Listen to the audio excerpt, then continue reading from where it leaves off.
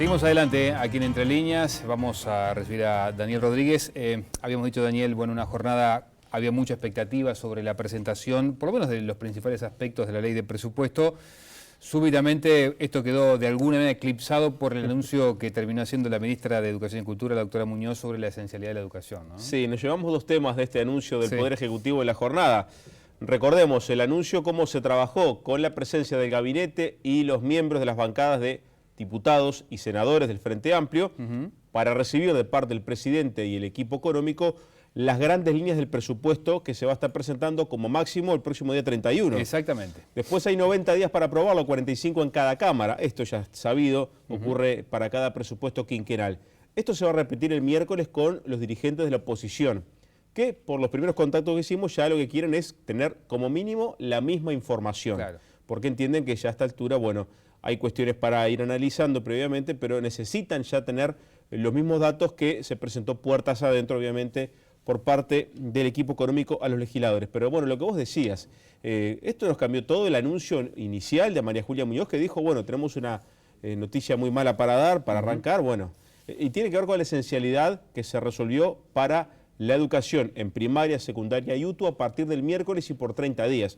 Esto en líneas generales con respecto a la decisión del gobierno. ¿Qué va a pasar en las próximas horas? Bueno, tiene que haber una convocatoria formal para justamente echar a andar este decreto, en un marco de negociación que Muñoz definió como el mismo al que se arribó el pasado viernes.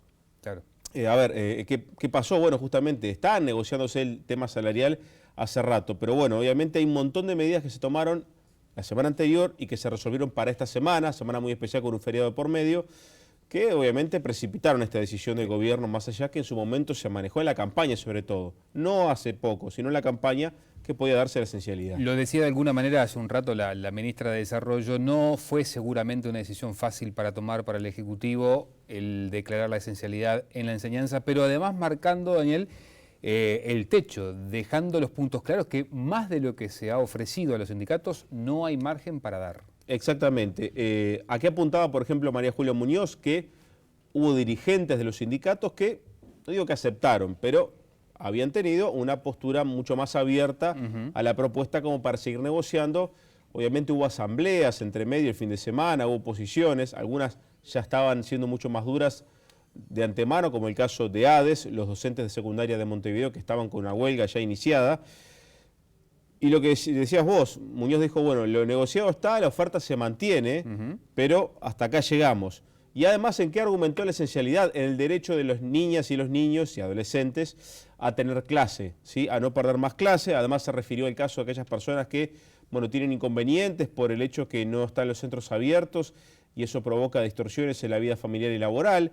Pero bueno, básicamente se apuntó a eso, ¿no? A la necesidad y el derecho que tienen los alumnos de tener clase y por eso se toma esta medida. Experiencia además que se tomó, o mejor dicho, se visualizó cómo los otros países manejaron eventualmente el caso cuando se creó la esencialidad, ¿no? Exactamente, porque hubo consultas sobre la base legal de esta medida que, a ver, se ha aplicado en otras ocasiones para diferentes servicios. ¿Qué es lo que argumentan los sindicatos docentes? Que no hay una base legal precisamente y por eso habrá denuncias judiciales y también ante la Organización Internacional del Trabajo porque se entiende que se está violentando el derecho de huelga que está consagrado en la normativa por parte del gobierno con esta medida. Ahora bien, José Corseniak, ex legislador, constitucionalista, fue consultado por algunos medios sobre este tema.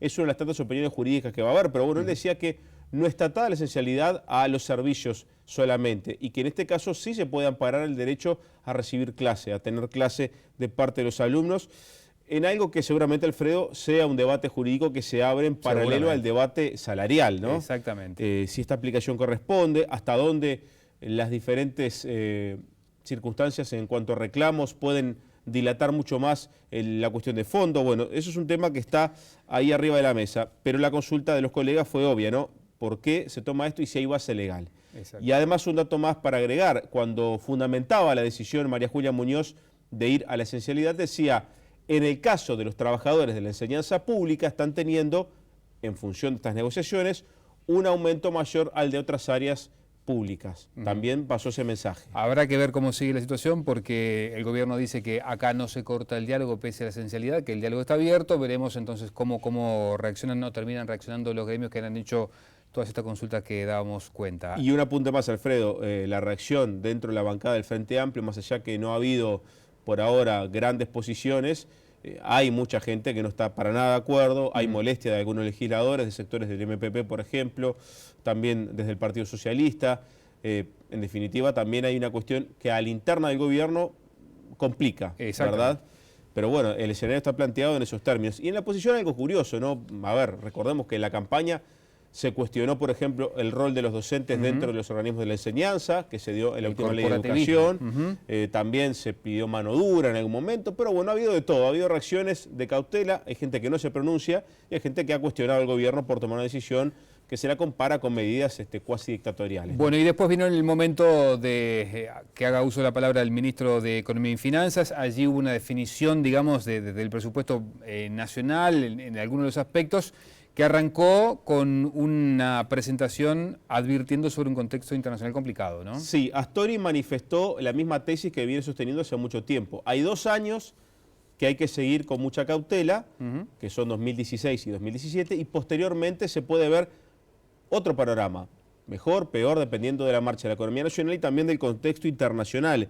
Audacia responsable fue lo que manejó Astori, aunque también repitió el concepto de la cautela para cuidar las fortalezas del Uruguay y mantener las condiciones de crecimiento en líneas generales en cuanto al marco presupuestal. ¿Cuál es la innovación de este presupuesto? Un poco lo que ya en subrayado adelantamos en la jornada de ayer.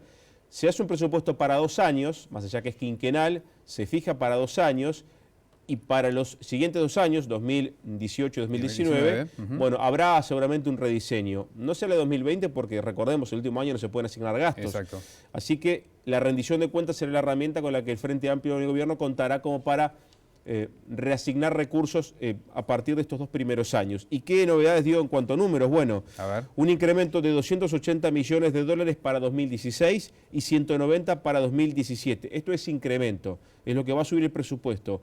Astori habló de un esfuerzo fiscal de 470 millones de dólares para estos 2 primeros años, en función de las prioridades que tiene el Frente Amplio en su programa de gobierno y que, según dijo, se van a mantener. Y por eso en la cabeza está la educación, que tendrá el 39%, en un cálculo rápido son 183 millones de dólares, más de asignación presupuestal, incluyendo obviamente lo que está en marcha, ¿no? Astori dijo que para 2017 se estará en el torno del 5%, algo también que había trascendido en las horas previas a esta presentación, y que se va a tender al 6% para los siguientes años, o sea, para llegar al 2020. Eso en cuanto a la educación. Y después hablemos de algunos porcentajes que se pueden definir, como por ejemplo el sistema de cuidados, qué va a pasar con la infraestructura, qué va a pasar con salud. Exactamente. Astori detalló en porcentajes lo que le toca a estos rubros prioritarios. 16% de ese incremento para el sistema de cuidados, son unos 75 millones de dólares, o sea, cumple con lo que estaba previsto, que era 45 el primer año y después seguirlo incrementando hasta los 240, habrá que ver si se llega a esa cifra. En infraestructura 10%, y un comentario para hacer en breve, 7% salud, 5% seguridad y también otro 5% para INAU y SIRPA, 4% descentralización y en otros rubros variados un 14%, gobierno electrónico, medio ambiente, fiscalías, Secretaría de Deportes, Defensa, el IRCA lo nombró como uno de esos detalles, también ciencia y tecnología que tiene un objetivo marcado en el programa de un 1% al final del periodo. Astori lo que hizo fue sumar esto a lo que ya está comprometido, a lo que ya está por el presupuesto asignado y dijo que es un esfuerzo de 1.100 millones de dólares para los primeros 2 años. Bien, hablemos sobre las reacciones, además de lo que me querías apuntar a propósito de infraestructura. Y tiene que ver con las reacciones. Una de las consultas que hicimos, después de conocer estos primeros números, fue con Jorge Gandini, que es diputado del Partido Nacional, pero que además trabaja hace mucho tiempo en las comisiones de presupuesto y conoce bastante bien cómo se estructura el mismo cuando se vota en el Parlamento. Lo que decía Gandini en primera instancia es, este es un anuncio que es coherente con los dichos de Astori, de que la economía está con mucho menos crecimiento que antes, que hay que tener cautela, pero que es un anuncio que no está en línea con lo que promete Vázquez. Eso fue la primera impresión que le dio a Gandini los anuncios que se hicieron por parte del gobierno. Asegura que esto denuncia que el gobierno reconoce que la economía va a crecer en el 2% y un poquito más, no mucho más de eso, y que también perdón, el incremento para la educación es muy pequeño en estos primeros 2 años. Y, por ejemplo, si va a los rubros, y acá es el apunte que decía infraestructura, nos dijo Gandini, bueno, si se anota esto solamente para los recursos del Ministerio de Transporte, bueno, da para hacer unos pocos kilómetros de carretera, no mucho más. O sea, ¿dónde están los recursos que el presidente Vázquez dijo están asignados los 12.000 millones de dólares? Bueno, a ver, Vázquez habló de todo, obviamente que hay recursos que están para otras áreas, y habló también de una inversión privada. Pero claro, el grueso de esa inversión pública acá no se está viendo. Habrá que ver cómo se logra a lo largo del periodo. Esa fue la primera reacción que dio Gandini, bueno, marcando que hay contradicciones entre el planteo de Astori y lo que promete Vázquez. ¿Y a nivel del oficialismo en la bancada, las primeras reacciones? Bueno, hablaron Agassi y Susana Pereira, Sí. un senador y la diputada, ambos del MPP, representando a las bancadas. Bueno, en líneas generales se mostraron conformes con el espíritu del presupuesto, de que siga incrementando gastos en aquellos rubros prioritarios, que no se detenga eso, y según se dice hay una audacia en el presupuesto pese a que la economía va a crecer menos. Se habló de algunos porcentajes de aumento, por ejemplo en ACE, en ANEP, en UDELAR, donde se ve un aumento del presupuestal, pero bueno, tampoco se desarrollaron demasiado los números. Dejaron entrever que puede haber alguna modificación en la discusión del Parlamento, y habrá que ver entonces por dónde viene eso. No es la opinión de toda la bancada, ¿no? Claro, es una parte, ¿no? Haciendo consultas, de repente sin que se revelen las fuentes, bueno, dicen, ojo, el tema de la educación debería estar claramente consignado que se llega al 6%, y no en este presupuesto por etapas donde por ahí no queda tan claro que se llegue finalmente a ese número al final del periodo. Una cosa importante que apuntó Agassi es que el presupuesto de la enseñanza, claramente, como en otros periodos, incluye todos los servicios de la educación, no solamente la ANEP y la UDELAR como reclaman los sindicatos. Acá se agrega la Universidad Tecnológica, la de la educación y toda la actividad como por ejemplo la enseñanza militar y policial. Bien, gracias Daniel. Recibimos ahora, le doy paso rapidito a Danilo Tegaldo. Bien, Alfredo, muchas gracias. Y como lo decíamos más temprano, 24 de agosto, noche de la nostalgia, noche donde además las autoridades ponen mucho énfasis respecto al tema de la conducción, del tránsito, tratando de bajar los índices de siniestralidad. Y estamos con el secretario general de UNACEP, Pablo Intambuso, a quien le agradecemos que nos acompañe en esta noche tan particular. Intambuso, bueno, campañas que han dado resultado, porque si uno mira los 24 de agosto anteriores, 4, 5, 6 años hacia atrás, por lo pronto con bajos accidentes y básicamente con la fatalidad en cero. Sí, sí.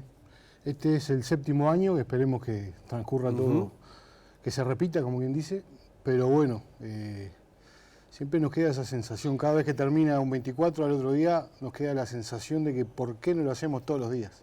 Claro, porque ese es un poco el desafío. Justamente a eso voy. Como que da la sensación de que el control, el énfasis que se pone a nivel publicitario de difusión respecto al tema del control y de los controles de tránsito, de tener cuidado en la conducción, como que se centra en este punto de pronto y luego se diluye con el paso de los días, las semanas, los meses. Es lo que parece. Además del control y las campañas y toda la previa que se hace, nosotros insistimos mucho que tiene que haber complicidad por parte de la población. En este caso se da. Hay una concientización generalizada en toda la sociedad, que después vaya a saber por qué fenómeno que habría que estudiar a nivel sociológico, como que eso se va y volvemos a la realidad que queremos cambiar. Creo que un poco de la mano de esto justamente queremos utilizarlo como plataforma para plantear este desafío que no va solamente por las autoridades, por los organismos, sino que sobre todo va por la sociedad. Y si la sociedad no se hace cómplice nuestra en esto, va a ser prácticamente imposible. Claro, particularmente para esta noche tan especial se ha generado un modismo de, en muchos casos, alquilar camionetas con grupos de amigos, parejas que salen en esta noche tan especial y que saben que como van a tomar alcohol de pronto en el festejo, contratan este tipo de vehículos puntualmente. Exacto. Si vamos a los números, Danilo, son muy claros. Las últimas noches de la nostalgia, las espirometrías positivas que hay detectadas andan en un 2%, cuando en general durante todo el año esas cifras van al 6%, y si vamos a los fines de semana se triplican y se llegan a cuadruplicar. O sea que evidentemente tenemos un problema con el alcohol y la conducción que en la noche de la nostalgia se corrige, pero hay que corregirlo todo el año. Bien, particularmente se suma el tema del control de otro tipo de sustancias, no solamente de alcohol. ¿Qué tipo de controles desarrollan? Bueno, desde el año pasado, justamente desde la noche de la nostalgia del año pasado, 2014, se incorporaron los controles de THC de marihuana. Un poco también acelerado ese proceso por lo que fue la aprobación de la ley de marihuana. Si algo se tiene que regular bien y esto tiene que estar dentro de esa regulación. Y los mismos dispositivos que se trajeron de Alemania también detectan cocaína. Hay que diferenciar ahí, que la población tiene que tener claro que para marihuana está estipulada la misma pena que para alcohol. Suspensión de licencia de conducir, aplicación de multas, etc. Para el caso de la cocaína todavía no se reglamentó este aspecto. Estamos esperando algunas confirmaciones de la Facultad de Química para darle todas las garantías al usuario, pero bueno, lo importante en el mensaje es que no solamente estas dos drogas que se controlan, más el alcohol, sino que hay otras sustancias que también afectan la conducción, como son los psicofármacos de un uso bastante extendido en nuestra población, pero que no existe todavía la percepción del riesgo que generan en materia de tránsito. Claro, recién usted mencionaba el tema de las consecuencias de conducir, por ejemplo, con alcohol en sangre o luego de haber fumado un cigarrillo de marihuana. Y respecto a lo que es el retiro de libreta y sobre todo la multa económica también para ese conductor. En cuanto a lo que es, si uno mira el SUSIBE, cómo ha evolucionado, las multas se han incrementado en el valor, por lo pronto, de un tiempo a esta parte. Lo que antes se pagaba en forma independiente en las intendencias correspondientes, aparentemente el valor se ha incrementado, particularmente para este tipo de multas, o han guardado cierta relación. En realidad lo que ha pasado, no se han modificado los valores de multa. Puede haber esa sensación porque lo que sí pasó es que a raíz del SUSIBE se comenzaron a colocar todas las multas en un sistema único. Y eso terminó con aquella situación de que si la multa era en Maldonado, pero yo circulaba en Montevideo, no pagaba las multas en Maldonado. Claro, pero el exceso de velocidad en Maldonado se cobraba igual que el exceso de velocidad en Rivera. No, eso no se unificó todavía. Por eso. Estamos en vía de unificar los valores de multas en todo el país. Bien. Todavía no está terminado. Porque a eso iba, tal vez, muchos técnicos también dicen y sostienen, como aquello de que la letra con sangre entra, el tema económico es un peso fuerte a la hora de ponderar este tipo de conductas. Sí, nosotros no hacemos tanto énfasis en el valor de la multa, sino que en el que el sistema sea eficaz. La multa no es un fin en sí misma, tiene un objeto, es modificar una conducta, corregir una conducta. Cuanto más tiempo pasa entre que se aplica la multa y el ciudadano la paga, es menos efectivo el proceso. Entonces nosotros lo que planteamos es que el sistema tiene que ser eficaz, el ciudadano tiene que recibir una notificación prácticamente inmediata en su domicilio, hacia eso estamos trabajando con SUSIBE, para que justamente ese periodo entre que comete la infracción y paga la multa sea el menor posible. Eso es lo que está comprobado que es lo que da más resultados. Bien, y justamente sobre esto, el intendente Daniel Martínez hablaba hace pocos días respecto a que como el papel no llega al contribuyente, en este caso, muchas veces se ha registrado una morosidad que se ha incrementado. ¿Cómo están observando esa situación ustedes? Bueno, justamente, no nos metemos en el tema patente porque claro, obviamente. No es nuestro, pero a nivel de tránsito, de notificación de infracciones de tránsito, lo que estamos buscando y esperemos, tenemos todos los indicios de que vamos a avanzar notoriamente, es de que justamente haya una notificación al domicilio del infractor para que rápidamente, como pasa en otros países del mundo, ¿no? Quienes hemos salido de Uruguay, incluso hay anécdota, gente que ha ido a Europa y ha recibido aquí en Uruguay la notificación de Europa. Eso es un sistema eficaz para el control del tránsito y es lo que queremos implementar. Bien, y volviendo al tema Noche de la Nostalgia, yo decía más temprano cuando hacíamos la presentación del programa, este año la campaña publicitaria ha generado un impacto. De hecho, uno lee las redes sociales y efectivamente la gente está comentando lo que fue la campaña. ¿Por qué apostaron por este tipo de publicidad donde evidentemente al televidente o a quien está escuchando la radio no puede pasar por desapercibido que está esa pauta al aire? Bueno, digo esto porque recuerdo aquella otra con el actor Luis Sorpi, donde en definitiva venía con una humorada que finalizaba con una reflexión seria, quitándose la peluca, que era otro estilo de comunicación. Sí, esto fue un proceso que no fue de unos días, fue bastante madurada la decisión. No fue fácil de tomar, pero finalmente nos inclinamos por este giro en la campaña, no tanto pensando en la nostalgia, que hemos tenido buenos resultados, como bien lo decías tú, con el estilo anterior. Lo que estamos tratando ahora es de que esto sea una plataforma, o sea, esto va a continuar. Ajá. El endurecimiento, entre comillas, claro, del mensaje de la campaña no está enfocado directamente en la noche de nostalgia, sino que esto pretende continuar, y hemos llegado a la conclusión de que en Uruguay estamos en la situación ideal para justamente provocar ese giro y que realmente podamos mostrar lo que es la realidad. Lo que estamos mostrando, lo que se vio, es una realidad. O sea, puede parecer dura, pero es la realidad. Hubieron el año pasado 30.000 llamadas de ese tipo, que es lo que se quiere evitar. Entonces, de la mano de que la población se dé cuenta y perciba realmente que esto es una situación que nos puede pasar en cualquier momento, abandonar un poco esa sensación de que esto a mí no me va a pasar, de que yo apago la televisión y termina el informativo y esto es una realidad que no está. Bueno, podemos decir que hay un montón de gente, una cantidad muy importante de hogares hoy en nuestro país que pasaron por esta situación y están pasando por esta situación. Entonces, justamente, un poco quienes más nos aconsejaron esto, aunque parezca mentira, son los familiares de las víctimas, ¿no? Son quienes más están dispuestos y están proclives a utilizar su testimonio de vida propio para evitar que a otros les pase lo mismo. ¿Y qué les han dicho de esta campaña? Porque obviamente impacta, es una campaña fuerte. Bueno, hay que esperar un poco para evaluar, no nos queremos adelantar a la evaluación. Las opiniones que hemos recibido, obviamente hay algunas opiniones críticas, y está bueno que así sea, porque lo que se trata de esto es que se genere debate, y sobre todo a nivel de la sociedad, en la familia, en el club, en la esquina, se hable de este tema, ¿no? Entonces, con estas campañas lo que se busca justamente es que el tema se hable y que el tema se vea como lo que es. Es un fenómeno social de gran magnitud que está impactando demasiado en lo que es la vida de los uruguayos y sobre todo en la salud pública de los uruguayos. Es difícil de cuantificar, pero ¿hay una idea de cuánto es el gasto sanitario como consecuencia de la siniestralidad que se registra en el país? Bueno, el último estudio, que es el que manejamos nosotros, el contador Garat, es el último estudio publicado. Está hablando en el año 2008 de 1.200 a 1.300 millones de dólares. Estamos hablando de otra situación, de otro tránsito. Otro parque automotor. Exacto. Este estudio no evalúa solamente los daños humanos o sociales y sobre todo los costos que tiene a nivel del sistema de salud, sino que impacta sobre todo, ¿verdad? Los daños materiales también son incluidos en esto. Nosotros pensamos que ahora debemos estar un poco más.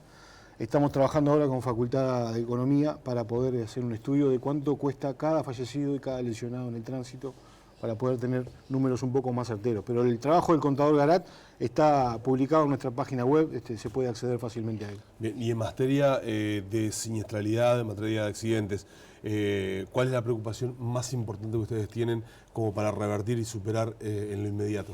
Bueno, lo inmediato es justamente bajar esos números. Tenemos un compromiso como país a nivel de Naciones Unidas de reducir en un decenio que empezó en el 2011, termina en el 2020, reducir la cantidad de fallecidos a la mitad. Ese es el compromiso que hay a nivel mundial. Esos objetivos se están revisando. Este año justamente hay una reunión en Brasilia para revisar, porque los países no están completando, no están llegando a esas metas, pero un poco esa es la idea de continuar la reducción que se ha empezado a ver, y bueno, estamos trabajando mucho para eso. Pablo, gracias por habernos acompañado esta noche y bueno, seguramente seguiremos hablando de este tema que, por cierto, es bastante caro para todos los uruguayos. Esperemos que mañana tengamos otra buena noticia como estos últimos años. Gracias, Alfredo. Bien, última pausa. Tras la misma conversamos con Daniel Gilardoni, el titular de la DINARA, no solamente sobre Fripur, la situación de la empresa liquidada, sino de la industria pesquera en nuestro país. Ya venimos. El hombre de la calle atraviesa el temporal, porfiado de sombrero, encorvado al caminar. Se para frente a un kiosco